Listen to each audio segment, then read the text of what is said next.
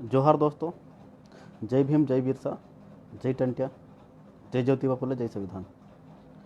साथियों, मैं इंदौर से फेसबुक पर आपके बीच लाइव हूँ। दोस्तों, मैं समय समय पर कई जो बातें हैं, जो चीज़ें हैं, मैं आप तक पहुँचाने की पूरी कोशिश करते रहता हूँ और अपनी बातों को आप तक पहुँचाता हूँ, अपने विचारों को आप तक पहुँचाता हूँ। साथियों, वर्तमान समय में कोरोना संकट की वजह से आज हम सभी एक बहुत ही गंभीर चुनौती से लड़ रहे हैं, रह रहे हैं। दोस्तों, आज देश में कई राज्य और कई एरिया महानगरों के साथ संक्रमित हो रहे हैं। यह जो संक्रमण है कम जरूर हो रहा है, लेकिन नए नए एरिया में फैल रहा है। अभी इंदौर, हमारे मध्य प्रदेश में इंदौर हॉट स्पॉट बना हुआ है, लेकिन अभी इंदौर और भोपाल, लेकिन उज्जैन में भी अब अचानक मामले बढ़ गए दोस्तों, उज्जैन में, और वहाँ डेथ भी ज़्यादा हुई है। तो दोस्तों, ये संक्रमण कई चेहरा, जात, ऊंचा बड़ा, छोटा बड़ा देख के नहीं आ रहा है। यह किसी को भी हो सकता है, इसलिए सावधानी ही हमारा बचाव है। आप सभी दोस्तों से मैं रिक्वेस्ट कर रहा हूँ कि आप जहाँ पर भी रहे, जैसे भी हो, पहली बात तो अपने घरों में रहें, और घरों के साथ में, घरों में रहे तो भाई एक दूसरे से दूरियां बना कर रखें। फिजिकल डिस्टेंस जिसको बोलते हैं हम लोग, एक दूसरे से दूरियां बना के रखें। और उसके साथ में बहुत सारे दोस्तों, आप जानते ही हो कि जो नौकरी पेशा लोग हैं या जो शहरों महानगरों में जो लोग रहते हैं, जो वहाँ के ही रह रहे हैं, जो गाँवों से भी आ गए लेकिन अब आजकल बहुत सारे शहरों में रह गए, तो शहरों में रहने वाले लोगों के लिए मैं विशेष रूप से कुछ बातें बताना चाहता हूँ। दोस्तों, आप फिट हो, आप चुस्त तंदुरुस्त हो, लेकिन यदि घर में आप बैठे रहोगे, 2 टाइम खाना खाओगे या 4 टाइम खाना खाओगे, है ना, तो खाना तो आप खा रहे हो पेट भर के, ठीक है, लेकिन काम कुछ नहीं है। टीवी देखना, पेपर पढ़ना, या कुछ मोबाइल को चलाना, या ऑनलाइन गेम्स खेलना, या जो भी है ना, ये चीज़ें आप दैनिक जीवन में कर रहे हो, और फिजिकल एक्टिविटी आपने बिल्कुल जीरो कर दी, तो दोस्तों कोरोना की बीमारी आपको हो नहीं हो, लेकिन आपको दूसरी बीमारियां जरूर हो जाएगी। इसलिए साथियों, मॉर्निंग में आप जल्दी उठें और फिजिकल एक्टिविटी जैसे योगा है, या हल्की फुल्की एक्सरसाइज है, या वॉकिंग है, वहीं छत पे जा सकते हैं, या आंगन के सामने आप थोड़ा बहुत घूम सकते हो, तो जिससे कि क्या, आपका इम्यूनिटी सिस्टम अच्छा होगा, मजबूत होगा, आप फिट रहोगे। और आप कोरोना, मैं जानता हूँ, मानता भी हूँ, और दुआ भी करता हूँ, और उम्मीद भी रखता हूँ, विश्वास भी करता हूँ कि आपको कोरोना का इफेक्ट आप पर नहीं आए। लेकिन ये गलती से यदि कोई संक्रमित भी हो जाए ना, और यदि हम लोग दैनिक अपने फिजिकल रूप से फिट है, तंदुरुस्त है, और हम लोग शारीरिक एक्टिविटी यदि करते हैं कंटिन्यू, तो कोरोना का इफेक्ट हम पर बहुत कम रहेगा। हमारी बॉडी उसके लड़ने लायक, उससे सर्वाइव करने की हमारी कैपेसिटी रहेगी दोस्तों।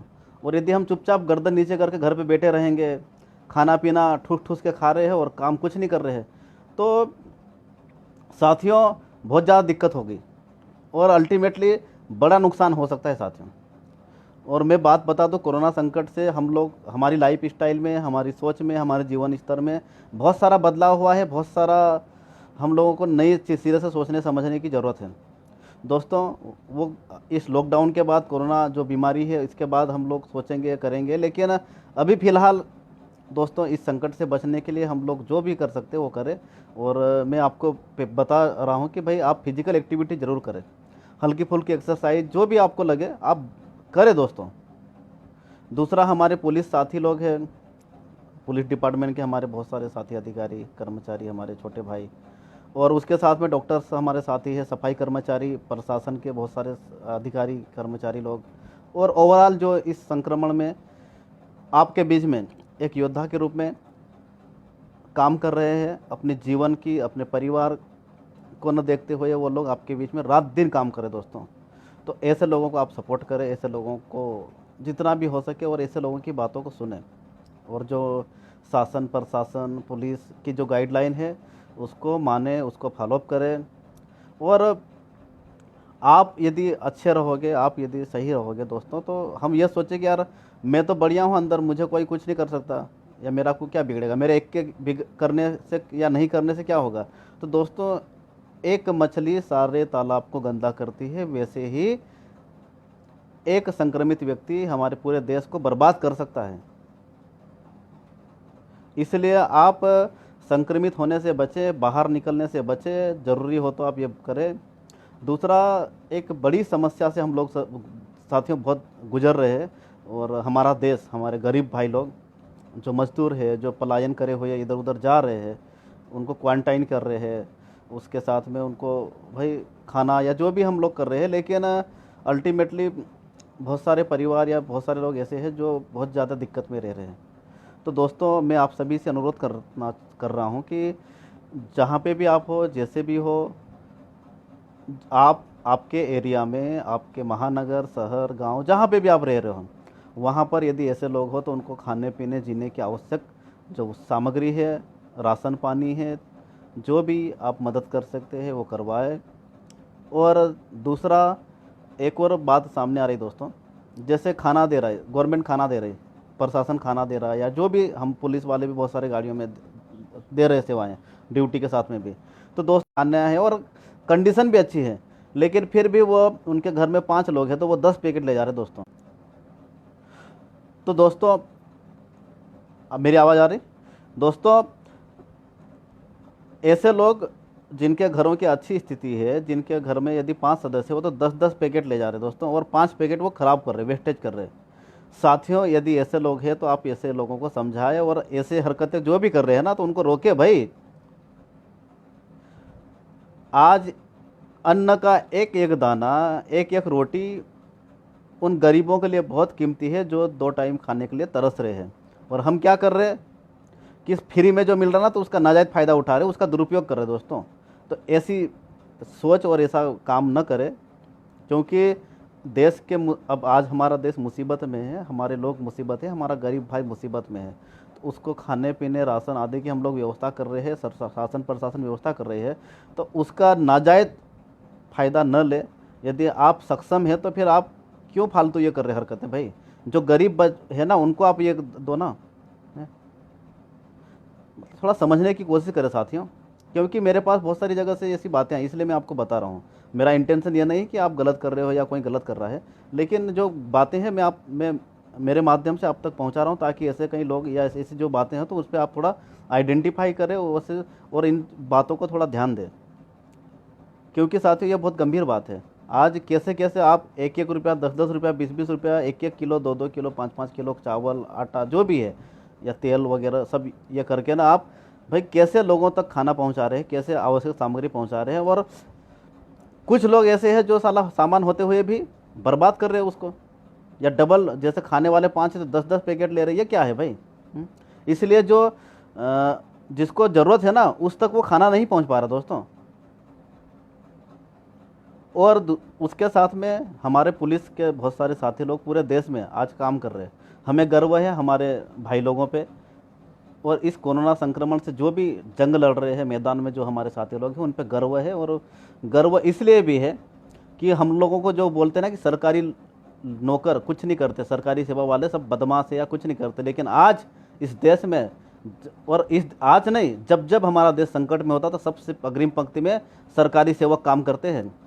इस बात को आपको और हम सभी को समझना पड़ेगा। लोग कहते हैं कि सरकारी नौकरी वाले बकवास है या फालतू है, तो ये सोच जो है ना उसको आज सब गलत बात साबित कर रहे हैं। आज सारे सरकारी सेवक पूरे देश में एक आधार स्तंभ बन के काम कर रहा है इस कोरोना के खिलाफ जंग लड़ने में। तो सरकारी जो एम्प्लॉय है उनकी वैल्यू करें, उनके महत्व समझे, उनको भाई उनका सपोर्ट करें, उनका मनोबल बढ़ाएं। दोस्तों, हम लोग ईमानदारी से सभी लोग काम कर रहे हैं। और मैं पिछले, साथियों मैं इंदौर में हूँ, मैं पिछले लगभग 1.5 महीने से अपने घर में नहीं गया हूँ। मेरे बेटे से बात करता हूँ और वो बोलता है कि पापा आप यहाँ घर आओ या फिर मैं आ जाऊँ इंदौर। यहाँ न तो मैं उनको इंदौर बुला पा रहा हूँ दोस्तों, और न मैं खुद जा पा रहा हूँ। और मैं नहीं, हमारे भाई लोग सभी ऐसे ही है। इवन जिनके परिवार इंदौर में है ना, वो लोग भी अपने घरों तक नहीं जा पा रहे दोस्तों। क्यों भाई, क्या अड़ा है?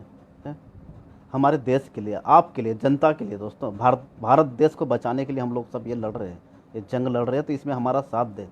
कुछ लोग जो अनुशासन तोड़ते हैं या बाहर घूमते हैं या जो गाड़ियाँ इधर उधर ये करते ना, तो थोड़ा आप लोग सपोर्ट करें दोस्तों। आज ये इंदौर के साथ में जो छोटे छोटे एरिया है, कस्बा है, वहाँ पर भी यह संक्रमण फैल रहा है। भाई ऐसे कैसे जा रहा? गलतियाँ हम लोग कर रहे हैं ना, हैं? और यदि कोई ऐसी हरकतें भी करे, थोड़ा आप समझो भाई, हैं? और मैं बता रहा हूँ, पहले भी आपको बताया कि भाई बुखार सर्दी खांसी जो भी है तो अपने आप को आइसोलेट रखे, है ना। आप अपने आप को क्वारंटाइन अपने घर में ही कर ले दोस्तों। आपको किसी सेंटर में जाने की या वो करने की ज़रूरत नहीं है। दूसरा, आपके पास तमाम मेडिकल की सुविधा है, तमाम डॉक्टर्स की सुविधा है, या हम लोग जैसे आपके बीच में, तो आप हमको बताओ भाई क्या प्रॉब्लम है, हम आपको सारी चीज़ें प्रोवाइड करवाने की पूरी कोशिश करेंगे। और मेरे जैसे हज़ारों हमारे साथी लोग काम कर रहे हैं। तो इस चीज़ को आप थोड़ा समझें दोस्तों, क्योंकि आज यह जो संक्रमण है, लड़ रहे हम लोग, ठीक है। आप आलोचना करोगे या जो भी करोगे, शासन प्रशासन हमारा सबका, लेकिन हम हमारे स्तर से जितना भी हमसे हो सकता है, हमारे पास जो भी सुविधाएं हैं, जो भी संसाधन है, इक्विपमेंट है, और जितनी भी हमारी कैपेसिटी है, उसके हिसाब से हम लोग उससे 1000 गुना काम कर रहे हैं दोस्तों। इस चीज़ को आपको समझना पड़ेगा। और यदि आप सक्षम हो थोड़ा बहुत, तो फिर आप भी सेल्फ इंडिपेंडेंट बनने की कोशिश करो। हर चीज़ के लिए सरकार को या किसी और को दोष देना गलत है। मैं मानता हूँ कि बहुत सारी चीज़ों पे हम लोग, बहुत स्थिति खराब है, लेकिन फिर भी हम लोग हिम्मत ना हारें, हम लोग लड़ें और इस जंग में हम लोग जीत हासिल करें दोस्तों। और जंग जीत तब पाएंगे जब हम अनुशासित रहेंगे, हम अपने घरों में रहेंगे और साथ में एक दूसरे का सपोर्ट करें, एक दूसरे का मदद करें, गरीबों को खाना दें, संक्रमित यदि कोई है। एक और चीज़, अभी मेरे पास आज मॉर्निंग में एक दोस्त ने मैसेज किया था। एक आदमी था, मतलब नौकरी पेशा वाला, है ना, अच्छा था, मतलब बढ़िया अधिकारी, और उसके फैमिली में बच्चे थे, उसकी वाइफ थी, और बच्चों की भी शादियां हो गई थी, तो उनकी बहुएँ थी, उनके पोते नाती सब थे। अच्छा बड़ा मकान था, सभी बच्चों के पास अपनी अपनी गाड़ियाँ थी और वेल सेटल्ड, बढ़िया। तो वो अचानक क्या हुआ कि उसको बुखार आया, उस व्यक्ति को। नौकरी में था वो, हाँ नहीं, रिटायरमेंट हो गया था, मतलब 60 प्लस था, रिटायरमेंट हो गया था। तो रिटायरमेंट के बाद उसको अचानक बुखार आया, है ना। बुखार आया और सर्दी खांसी शुरू हो गई। तो तत्काल घर वालों ने डॉक्टर को फ़ोन किया, एम्बुलेंस वालों को, है ना, मतलब आपातकालीन सेवाओं को फ़ोन किया, और उसको टाइम लगा। तो उसको कोई खाने खिलाने वाला नहीं, जैसे फिर उसको बोला कि भाई इसको खाना कोई खिलाओ, है ना, तो कोई खाना नहीं दिया उसको, है ना। पत्नी, मतलब बच्चे और बहुएँ तो सब दूर हो गए, दूसरे भी सब दूर हो गए। बोले यार पता नहीं, अपन हाथ लगाएंगे खाना देंगे तो संक्रमित हो जाएंगे, डर के मारे। सब मास्क सब ने पहन रखा, लेकिन फिर भी डर रहे, कोई पास जाने को नहीं हुआ। उसने एक कुत्ता पाल रखा था। उसके बाद दोस्तों वो मतलब भूखा था, है ना, सुबह से कुछ नहीं खाया था, और अचानक फिर एम्बुलेंस आई और बिना खाए पिए उसको आई, तो फिर उसको ले गए तत्काल बिठा के, है ना। अस्पताल में 15 दिन तक उसको रखा, 15 दिन नहीं, ज़्यादा दिन तक रखा। 8-10 दिन में उसकी रिपोर्ट आई, यही कोरोना वाली बता रहा हूँ मैं, यही और रियल स्टोरी है। और उसके बाद वो एक बार जांच हुई, नेगेटिव रिपोर्ट आई, दूसरी बार जांच हुई, नेगेटिव रिपोर्ट आई, तीसरी बार और जांच हुई, तब भी नेगेटिव रिपोर्ट आई। और उसके बाद वो वापस, उसके बच्चे, उनको मालूम पड़ा कि पापा ठीक है ना, ठीक हो गए मतलब, तो लेने गए दोस्तों। और एक और बहुत मार्मिक बात है कि उसने जिस कुत्ते को वो पाला था, है ना, लाया था, तो वो कुत्ता जैसे एम्बुलेंस ले गए ना, तो वो कुत्ता उसके पीछे पीछे दौड़ के गया। और जहाँ उसको क्वारंटाइन किया गया ना, जिस सेंटर में, उस सेंटर के बाहर कुत्ता, जब तक वो वहाँ रहा तब तक वो कुत्ता बाहर ही बैठा रहा, इधर उधर घूमता, जो भी मिलता वो खा लेता, और वहीं रहा इधर उधर, मतलब उसके मालिक को छोड़ा नहीं उसने। तो फिर बाद में जैसे ही वो बाहर आया, तो मतलब जैसे ये हुआ, मतलब क्वारंटाइन सेंटर से जब वो ठीक होके बाहर आया, तो उसको कुत्ता दिखा वहाँ पे। तो फिर उसने उस कुत्ते को लेकर दोस्तों, वो घर नहीं गया और वो बाहर चला गया, उसको कुत्ते को लेकर कहीं और चला गया। जब वहाँ उस क्वारंटाइन सेंटर पे जब उनके बच्चे फैमिली वाले पहुँचे, उनकी पत्नी पहुँची, तो वहाँ पूछे तो बोले वो तो निकल गए, बोले सुबह चले गए, बोले आज छोड़ दिया था। तो दोस्तों यह एक कहानी है और एक व्यक्ति के साथ घटी है, इसीलिए हमारे संबंधों को हम अच्छा बना के रखें। हमारी फैमिली में आजकल के हम इस दुनिया इस दौड़ भाग की दुनिया में हम लोग आधुनिकता के नाम पे, विकास के नाम पर, सुख सुविधा के नाम पर हम इतने अंधे बहरे लूले लंगड़े हो गए कि हम लोग अपनों को छोड़ रहे हैं, अपनों को छोड़ रहे हैं, अपने परिवार वालों को छोड़ रहे हैं, और बस पैसा कमाना या अपना नाम बड़ा करना, बच्चे क्या करे, बीवी क्या करे और कोई क्या करे, हमको उससे कोई मतलब नहीं।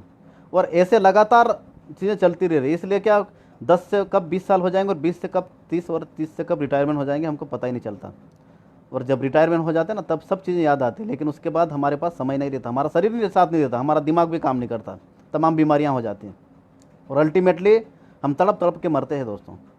तो ऐसी स्थिति न बने, इसलिए हम हमारे बीवी, हमारे बच्चे, हमारे नाती पोती, हमारा परिवार, हमारा एरिया या हमारे रिलेशन, हमारे फ्रेंड्स, ओवरऑल जो भी जहाँ पे भी हम लोग रह रहे हैं, जिनके बीच भी हम रह रहे हैं, जिन्होंने हमें जन्म दिया से लगाकर वर्तमान तक, हम जीवंत संपर्क रखें और दिल से संबंध हमारे बना के रखें। दिखावे वाले नहीं, एक जो बनावटी स्माइल होती है ना, वैसे नहीं, दिल से हमें कोई देख के हंसे या हम उनको देख के हंसें, ऐसे संबंध बनाने के लिए हम लोग जोर दें। हम इन सब बातों को ध्यान में रखें। ज़िंदगी का कोई भरोसा नहीं दोस्तों, और कोरोना ने आप सबको आंखें खोल दी है और खोल भी दी होगी, इसलिए आपसे अनुरोध है। और एक और चीज़ कि गांव को सब खराब कर बोलते थे ना, हम लोग क्या बोलते थे कि गांव वाले सब खराब या गांव में कोई मतलब नहीं है ना, लेकिन दोस्तों आज यदि जीवन में सबसे बड़ा यदि कोई आसरा है तो वो गांव वाले बने हुए हैं, है ना। शहरों में 1 महीने अभी जैसे लॉकडाउन किया ना, तो 1 महीने रह के जो देख रहे हैं ना, तो आधे ऐसे बीमार हो रहे हैं, लेकिन गाँव की स्थिति दोस्तों एक अलग ही है। तो गाँवों को न छोड़े दोस्तों, गाँवों को, अपनों को, गाँव के लोगों को आप संबंध बना के रखें। आप नौकरी ड्यूटी जो भी आप कर रहे हो, लेकिन जब भी कुछ विशेष काम हो, विशेष अवसर हो, कार्यक्रम हो, तो वहाँ ज़रूर जाए, अपनों के बीच में जाए।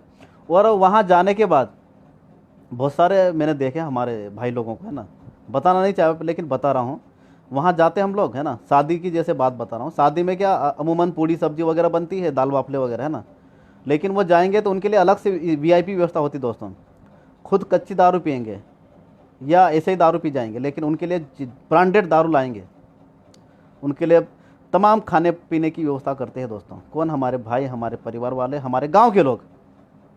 लेकिन हम ये तक नहीं पूछते कि यार तुम्हारे घर में राशन पानी की व्यवस्था है कि नहीं है, तुम्हारे बच्चे पढ़ रहे कि नहीं पढ़ रहे, तुम्हारे घर में कोई बीमार तो नहीं है कि नहीं है, आपके खेतों में फसल ठीक है कि नहीं है, और कुछ समस्या यदि हो तो मुझे बताओ। अरे हम बात तक नहीं करते, और ये हमारे किसी और से नहीं, हमारे घर, हमारे माता पिता से भी हम लोग बात नहीं करते। तो दोस्तों प्लीज़ आप जब भी जाए तो इन चीज़ों का थोड़ा ध्यान दें। मैं ये नहीं कह रहा कि आप हज़ार लाखों रुपए दे दो, लेकिन कम से कम ये पूछ लो भाई, और ज़्यादा तो नहीं पर 1000-2000 का किराना सामान उनको दिलवा दो भाई, घर परिवार या जो भी हमारे लोग हैं वहाँ पे, और भाई को या जो भी है हमारे जहाँ पे हम लोग जा रहे हैं उनसे थोड़ा पूछ लें भाई, आपके बच्चे जैसे क्या कर रहे हैं क्या नहीं कर रहे। तो भाई बच्चों से भी पूछ सकते हैं कि तुम कौन सी क्लास में हो, क्या कर रहे हो, पढ़ाई में कोई दिक्कत तो नहीं है, इस क्लास अभी कौन सी क्लास में हो, अगली क्लास में कहाँ पढ़ोगे, क्या पढ़ोगे, और कुछ समस्या या कुछ जानकारी चाहिए तो मुझे बताना, ये मेरा नंबर है, और किसी प्रकार की दिक्कत हो तो मुझे बताना। आप इस तरीके से उनको मोटिवेट कर सकते हो, उनको समझा सकते हो दोस्तों। और यदि हम सभी ऐसा करें तो मैं बता दूं कि जो भी हमारे लोग हैं उनको किसी प्रकार की समस्या नहीं होगी, और हर प्रकार की समस्या का सोल्यूशन फट से हो जाएगा, तत्काल हो जाएगा। इस चीज़ को हमको समझना चाहिए दोस्तों। और कोरोना से ऐसा नहीं कि अब कोरोना की जो समस्या चल रही है और हम देखें और फट से भूल जाएंगे, वापस जैसे लॉकडाउन ख़त्म हुआ और हम वापस उसी स्थिति में आएंगे, वही कमाना, लूटना, कालाबाजारी, भ्रष्टाचारी, दुनिया भर की जो चीज़ें हैं ना, 1 लाख, 10 लाख, 50 लाख, 1 करोड़, अरबपति, खरबपति से उससे और ऊपर ऊपर ऊपर ऊपर, और साला ऊपर जाके नीचे आना है ना। वही 4 लोग कंधा देंगे और एक सफ़ेद कफन के अलावा आपके हाथ पास मरने के बाद कुछ नहीं रहेगा। ये मेरा आना, तेरा आना, दुनिया भर की जो चीज़ें करते रहता ना, कुछ नहीं काम आएगा, है ना। मर जाएंगे तो साला ऐसे ही जाएगा, है ना। जो आपका व्यवहार कमाया, जो आपने आपकी सोच बनाई, जो आपने लोगों को एक गाइडलाइन दी, जो लोगों को आपने मदद करी, आपके मरने के बाद वही लोग आपका नाम लेंगे और वही आपके सब जिंदा रहेगा, बाकी सब भूल जाएंगे। मरने के बाद, आपके मरने के बाद आपके बच्चे बोले कि मेरा पापा साला घटिया था, मेरा भाई घटिया था, मेरा बेटा घटिया था, मेरा फला अधिकारी घटिया था, कलेक्टर या टीआई घटिया था, साला हमको ही लूटा, हमको कोई काम नहीं वो करा। क्या मतलब फिर आपकी है? आप टीआई हो, आप बड़े अधिकारी हो या जो भी हो, क्या मतलब फिर आपका? इसीलिए भाई आप थोड़ा सोच बदले, आप लोगों की मदद करें, हेल्प करें। मैं ये नहीं कह रहा कि आपकी वेतन और आपका कमाया हुआ है सब कुछ लुटा दो, लेकिन कम से कम आप प्यार से बात तो कर सकते दोस्तों, हैं? आप यदि अपनों से प्यार से दो शब्द यदि बोल दिए ना, तो आधी समस्या उनकी ऐसे ही ख़त्म हो जाएगी। इस चीज़ को हमको समझना चाहिए दोस्तों। हम कितनी भी ऊंचाई पे जाए, लेकिन हमारा दूसरा एक पैर हम आप आसमान में रखो, अच्छी बात है, जाना चाहिए ऊपर, है ना, कमाना चाहिए और खूब बड़ा नाम करना चाहिए, लेकिन दूसरा कदम जहाँ से हम लोग निकले वहाँ पर रखना चाहिए। अतीत को कभी नहीं भूलना चाहिए दोस्तों। हम अतीत में क्या थे, साला खाने की व्यवस्था नहीं थी, जीने की व्यवस्था नहीं थी, कुछ भी नहीं था, लेकिन आज ये आलीशान महलों में रह रहे हैं, तो भाई किसकी वजह से? अपने माता पिता की वजह से, आपके गांव, आपके परिवार, आपके लोगों की वजह से।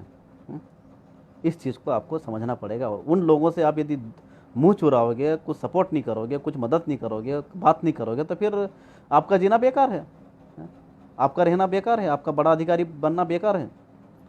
यहाँ शहरों में ना जो भी है ना, वो सब मुंह पे बोलते अच्छा है ना, आपकी वास्तविक जो इज्जत है ना, वास्तविक जो आपकी पहचान है, वो आपके गांव और आपके अपनों के बीच में है। इस चीज़ को हमको समझना चाहिए दोस्तों।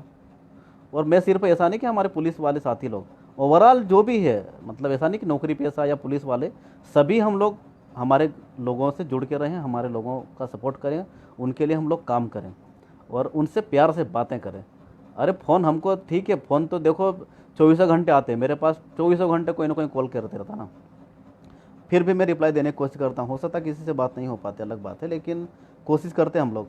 ठीक है यार, साला सबसे बात करेंगे तो मर नहीं जाएंगे यार, हैं? कोई मुसीबत में रहता तभी याद करता हूँ मैं, मुझे खुशी में कोई याद नहीं करता है ना, दुख तकलीफ परेशानी में रहता तो मुझे सब याद करते हैं, चाहे मेरे परिवार वाले हो, मेरे रिलेशन वाले हो, मेरे फ्रेंड्स हो, मेरे डिपार्टमेंट वाले हो, या जो भी है, मुझे मुसीबत में, या नेता लोग है ना, मुसीबत में सब याद करेंगे, लेकिन खुशियों में बहुत कम याद करते दोस्तों। और मुझे गर्व है कि मुसीबत में लोग मुझे याद करते हैं। क्यों? क्योंकि मैं उस समस्या का सोल्यूशन करने लायक हूँ। मैं बड़ा आदमी नहीं हूँ, लेकिन मैं थोड़ी बहुत समस्या का सोल्यूशन करने लायक मेरी स्थिति है। भले ही मैं समाज में बहुत छोटा हूँ, मेरी नौकरी बहुत छोटी है, लेकिन मेरी सोच, मेरी हिम्मत, मेरा जिगर, मेरा आत्मविश्वास ऊंचा है, बड़ा है। और इसीलिए मैं आपके बीच में जो भी मेरी बात है, मैं बेबाकी से बोलता हूँ और अपने लोगों की मैं मदद करता हूँ, सपोर्ट करता हूँ।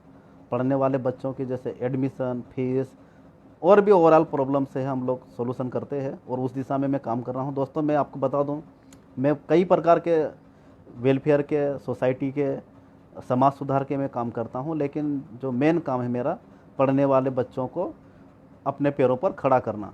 उसके लिए मुझे जो भी मुझसे हो सकती मदद मैं बिल्कुल करता हूँ। और उन बच्चों से एक ही बात की, भाई आप आपके पैरों पे खड़ा हो, और मैंने आपको जो मदद की, जो बातें बताई, जो सपोर्ट किया, बस आप भी 2 4 5 10 लोगों का, जितना भी आपकी कैपेसिटी है, उस हिसाब से ऐसे बच्चों की मदद करें। बस मुझे ज़्यादा दूसरों से कुछ उम्मीद नहीं कि ऐसा नहीं कि यार मैंने कुछ आपको दिया या कुछ करा तो आप मुझे कुछ चाहिए, मुझे बदले में कुछ भी नहीं चाहिए। बस आप जो गरीब है, जो शोषित है, जो पीड़ित है, बस उनकी आवाज़ बन के उनके लिए जितना भी आपसे मदद हो सकती है आप मदद करें दोस्तों। एक और, कोरोना के बीच में आपको मालूम ही होगा, दमोह ज़िले में एक छोटी सी बच्ची के साथ रेप की घटना हुई। रेप करने के बाद दर उस व्यक्ति, लड़के ने, साले ने लड़की के आँख फोड़ दिए दोस्तों। क्या है ये? लड़की की हालत गंभीर बनी हुई है, और इस संकट के समय भी ऐसी हरकतें करने वाले, साला कितना घटिया है। जिसने यह घटना को अंजाम दिया ना, वो भी किसी का बेटा है, किसी का भाई है, किसी के परिवार का मेंबर है, और हमारे ही समाज का, हमारे ही देश का लड़का है। मतलब कमी हमारे समाज में, हमारी सोसाइटी में, हमारे यहाँ है कमियाँ। उसके रीज़न हम पता करें। हर बात के लिए शासन, प्रशासन, पुलिस या सरकार को हम दोष दें, गलत है दोस्तों। सुधार हम करें। हमारे दिमाग में यहाँ जो भरा हुआ ना कि लड़कियाँ कुछ नहीं है, उच्च नीच का भेद, लड़कियों के लिंग का भेद, ये हम बंद करें। जितना महत्व हम लड़कों को दें, वैसा ही लड़कियों को भी महत्व दें दोस्तों। हमारे देश में सबसे जो बड़ी समस्या है ना, उच्च समाजों की बात कर रहा हूँ, कन्या भ्रूण हत्या की, या महिलाओं के तमाम प्रकार के जो प्रताड़ना के जो केसेस होते हैं ना, तो दोस्तों सोच बदले। हमारे परिवार में यदि हम, कोई बच्ची आती है, कोई लड़की आती है, शादी करके हम लोग लाते हैं, तो उसको बहू या दूसरे के घर की लड़की नहीं समझे, हमारे घर की बेटी माने दोस्तों। और यदि आपने बेटी से मान लिया ना, तो वो फिर वो भी आपको बाप मानेगी, माता पिता मानेगी, आपको भाई मानेगी। आपके परिवार के लिए जैसा वो वहाँ सोचती है, या आपकी बेटी के प्रति जो सोचती है, अपनी बहू के प्रति भी सोच वैसी ही रखो। दोस्तों दहेज और ये दुनिया भर की चीज़ें कोई काम की नहीं है। और एक और बात कि हम हमारे बच्चों को हम लोग सोचते हैं कि हमारे बच्चे सारे सुख सुविधा से संपन्न रहे, उनको सारी जो चीज़ें मिले जो हम लोगों को नहीं मिली। दोस्तों हम लोग सारे तमाम प्रकार की परेशानियों से संघर्ष करते हुए यहाँ तक पहुँचे हैं, तो हम तो बढ़िया पहुँच गए ना दोस्तों। तो हमारे बच्चों को हम मठाधीश टाइप कि कुछ काम नहीं करे, कुछ नहीं करे बस, और उनको हम आलसी बना रहे, निकम्मे बना रहे हैं। तो ये जो सोच है ना, ये इसको हम बंद करें। बच्चों को हम पढ़ाई लिखाएं अच्छा, लेकिन बच्चों को हम समझाएं भी कि हम कैसे किस मुसीबत से यहाँ तक आए। और मैं आपको पढ़ा रहा हूँ बेटा, तो मेरा पेट काट के पढ़ा रहा हूँ, कैसे पढ़ा रहा हूँ ये मैं जानता हूँ। उनको उस 1 रुपये के महत्व का वैल्यू उसकी समझाएं। ऐसा नहीं कि आप उसको ज़रूरत है 2 व्हीलर की, आपने 4 व्हीलर दे दी। उसको ज़रूरत है रहने के लिए 1 कमरे की, आपने फ्लैट दे दिया बड़ा जिसमें 5-10 कमरे हैं। उसको ज़रूरत है 2,000 की, 5,000 की, उसको आप 20-50 हज़ार रुपये हर महीने दे रहे हैं। तो दोस्तों आप आपके बच्चों का पैर नहीं काट रहे, आप आपके बच्चों का गला काट रहे दोस्तों, गला काट रहे हैं। ऐसी परवरिश करने वाले जो माँ बाप है ना, वो सबसे बदमाश लोग हैं, समाज के दुश्मन, अपने बच्चों के दुश्मन। अब गला काट रहे हो अपने बच्चों का यदि ऐसी सोच रखने वाले। यदि उसको 5,000 की ज़रूरत है तो उसको 4,000 दो, उसको 3,000 दो, उसको कम दो पैसा दोस्तों। यदि उसने फीस का बोला 10-20-50 हज़ार का, तो बोलो कि कहाँ ज़रूरत है और फीस वाले से बात करो दोस्तों, और आइडेंटिफाई करने के बाद उसको पैसा दो। यदि कहीं क्लास की, कोचिंग की या कहीं और की बात की ना, तो आपके बच्चों के भाई ये पैसा कहाँ ले जा रहा, कहाँ खर्च कर रहा, उसके आप वेरीफाई करो, उसके बाद आप बच्चों को पैसा दो। क्योंकि कई बच्चे ऐसे ही बर्बाद हो रहे हैं। बच्चे आ जाते घरों से, इंदौर, भोपाल, दिल्ली में रहते हैं, और पढ़ते हैं कि नहीं पढ़ते कोई मालूम ही नहीं बच्चों को। मतलब माता पिता को बच्चे कहाँ रह रहे हैं, कैसे रह रहे हैं, पढ़ रहे कि नहीं पढ़ रहे हैं, एडमिशन ले रहे कि नहीं ले रहे, क्लास जा रहे कि नहीं जा रहे, कोई मालूम नहीं, कोई पता नहीं। और क्यों नहीं जाते आप? अरे मुझे ड्यूटी करना है, मुझे बहुत सारा काम है, समय मिलता नहीं। अरे समय नहीं मिलेगा ना, आप ऐसे ही बच्चों को लावारिस छोड़ दोगे ना, तो बच्चे मतलब आप बच्चों का सही परवरिश नहीं कर रहे, आप फिर तमाम प्रकार की समस्या आती है दोस्तों। तो बच्चों को हम भेजें, लेकिन हम उनका सुपरविज़न भी करें, वो क्या कर रहे हैं, पढ़ रहे कि नहीं पढ़ रहे, हम सब चीज़ों का ध्यान रखें। और उसके साथ में दोस्तों जितने भी आप सक्षम साथी लोग हो मेरे, है ना, जो आप नौकरी में हो या अच्छे बिजनेस में हो, आप सभी दोस्तों से विशेष रूप से अनुरोध है कि आपके फैमिली में, आपके रिलेशन में, आपके फ्रेंड सर्कल में जिन्हें आप जानते हो या नहीं, या आपसे जुड़ा हुआ सब आप स्टेबल भले ही हो, लेकिन जो गरीब लोग हैं ना, जो पीड़ित है, जो छोटे बच्चे हैं, ऐसे बच्चों को आइडेंटिफाई करके, जो प्रतिभा संपन्न है, जो पढ़ना चाहते हैं, ऐसे बच्चों की 2-4-5 बच्चों की परवरिश करने की जिम्मेदारी ले दोस्तों, और उनको आगे बढ़ाए। यदि हम सब ऐसे कड़ी से कड़ी मिला के 1-1, 2-2 बच्चों को आगे बढ़ाएंगे ना, तो हमारा देश बहुत आगे जाएगा। और इस कोरोना जैसी बीमारियों को हम एक झटके में ख़त्म कर सकते हैं यदि हमने ऐसे बच्चों को ऐसी सोच बना ली। तो आज हमारे देश में शासन और सभी हम लोग काम कर रहे हैं। और दोस्तों आपने भी नहीं सोचा था, मैंने भी नहीं सोचा था कि हमें इस मुसीबत का, ऐसे समय का सामना करना पड़ेगा, लेकिन यह समय आया। और यह समय तो अभी कुछ नहीं है दोस्तों। प्रकृति को हमने इतना छेड़ रखा है, इतना बर्बाद कर रहा है, प्रकृति से का इतना हमने विदोहन किया है कि मैं आपको बता नहीं सकता हूँ। और उसी के गंभीर नतीजे अभी तो कुछ नहीं है अभी, और इससे खतरनाक हमको गंभीर नतीजे मिलेंगे। इसीलिए कमाने धमाने में ना, हम लोग जो कुंभकर्ण का पेट बना के हमारा जो है ना, हम लोग सोच बना के काम कर रहे हैं ना, या कमा रहे हैं, या वो बस करोड़पति सरबपति, या भाई आगे आगे आगे है ना, पूंजीवाद वाली जो बातें चल रही हैं, इसको हम ख़त्म करें। और जो गरीब है, जो कमज़ोर है, जो शोषित है, पीड़ित है, उसके लिए रहने खाने पीने की ओवरऑल जो सारी व्यवस्था हम लोग करने की पूरी कोशिश करें। ऐसी सरकार हम लोग बनाएं, सरकार को ऐसा मैसेज पास करें, गवर्नमेंट को ऐसा मैसेज पास करें कि वो जात पात, ऊंच नीच, सारे भेदभाव से ऊपर उठकर गरीबों के लिए प्रॉपर प्लानिंग करें, उनके एजुकेशन के लिए, उनके खाने पीने के लिए, उनके जीवन के लिए, उनके बच्चों के लिए, उनके फ्यूचर के लिए, और देश से ये सारी जो समस्याएं ख़त्म करें। दूसरा दोस्तों, एक बहुत बड़ी हमारे देश में समस्या है आज भी कोरोना संकट से। भाई अभी गवर्नमेंट ने फ्री कर दिया है कि आप कितना भी खरीदो इस संकट से बचने के लिए, जैसे सैनिटाइज़र है, मास्क है, या जो भी इक्विपमेंट की है ना, या किट वगैरह। दोस्तों इसमें भी भ्रष्टाचार हो रहा है। दूसरा, राशन भिजवाया है गाँवों तक, या कंट्रोल में है ना, राशन भिजवाया है गवर्नमेंट ने, गेहूँ है, चावल है, या ओवरऑल जो भी अलग अलग भिजवाए हैं दोस्तों, उसमें भी कालाबाजारी कर रहे हैं हमारे भाई लोग। बहुत अच्छा भाई। हैं? कालाबाजारी कर रहे हैं, बड़े अधिकारी भी हैं ना, छोटे अधिकारी भी है, छोटे एम्प्लॉय लोग भी कर रहे हैं इस प्रकार का काम। बहुत अच्छा है, बहुत अच्छा काम कर रहे हैं हम लोग, है ना। शाबाश, ऐसे ही करते रहेंगे तो हमारा देश बहुत आगे निकल जाएगा। साला हम लोग मर रहे हैं, मतलब जनता इस मुसीबत में है और हम लोग लगे हुए उसी में हैं। इस मुसीबत में भी साला हम लोग इसी तरीके की सोच रख रहे हैं। अरे 20-50 हज़ार 2-4 लाख रुपए आप कमा लिए तो क्या क्या कर लोगे आप लोग हैं? थोड़ा तो क्या कहीं कुछ है कि नहीं है तुम्हारा है? लोग भूखे मरे और साला हम लोग लगे हैं कालाबाजारी करने में, भ्रष्टाचार करने में। कितना करोगे भाई, कितना ये करोगे? थोड़ा सोच में बदलाव करो। सोचो दोस्तों, ऐसे लोग मिले ना तो आप ऐसे लोगों को थोड़ा सबक सिखाओ। जनता में सब कुछ पावर है और उस पावर का इस्तेमाल करो। आप लोग ना सब चीज़ें भूल चुके हो। आप लोग सोचते कि यार मेरा तो किस्मत ही ऐसा है ना, भगवान ऐसा, मतलब भगवान की वजह से मैं कर रहा हूँ, मेरी किस्मत में ऐसा ही लिखा है। दरिद्रता, शोषण, गरीबी, लाचारी, परेशानी। अरे उन परेशानियों का, सब समस्या का समाधान है। सरकार की यदि जो योजना है ना, यदि वो 100% गाँव में या जहाँ पे भी जा रही है ना, वहाँ तक 100% यदि उसका यूटिलाइज हो जाए ना, तो हमारा देश, हमारे गांव, हमारे लोग कहाँ से कहाँ पहुँच जाए। एक झटके में सारी समस्या का समाधान हो सकता है दोस्तों। इसलिए हम लोग फ्यूचर में इस पे भी सोचें और काम करें। सरकार की जो भी योजना है ना, उसका हम लोग धरातल पे 100% क्रियान्वयन कर रहे हैं। और जो भी यदि मीडिएटर जो है ना, करप्शन की बात करें या कमीशन की बात करें, तो ऐसे लोगों को हम बेनकाब करें और ऐसे लोगों को हम लोग बाजार में साला हम दिखाएं कि साला तुम इस तरह के हो ना। ऐसे लोगों को हम लोग पब्लिकली ओपन करें और डरे नहीं, हम यूनिटी बना के काम करें दोस्तों। और कोरोना की जंग में पुनः आप सभी साथियों को सलाम, सैल्यूट। और उम्मीद रखता हूं कि हमारा यह जो संकट का समय है बहुत जल्दी ख़त्म हो।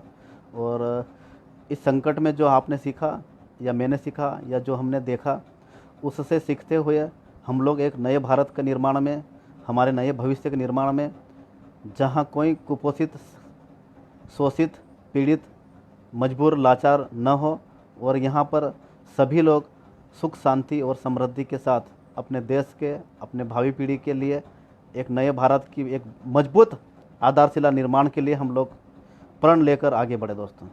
आपने मेरी बातें सुनी और उम्मीद है कि कुछ बातें जो अच्छी लगी उस पर आप अमल भी करोगे। और मैं आपके बीच में हूँ दोस्तों, मेरा नंबर भी आपके पास है। कुछ भी ऐसी बात है तो बिल्कुल आप मुझे शेयर करें, बताएं। पुनः आप सभी को जय भीम, जय बिरसा, जय टंटे, जय ज्योतिबा फुले, जय संविधान, जय जयपाल सिंह मुंडा, नमो बुद्धाय, जय भारत। बहुत बहुत धन्यवाद।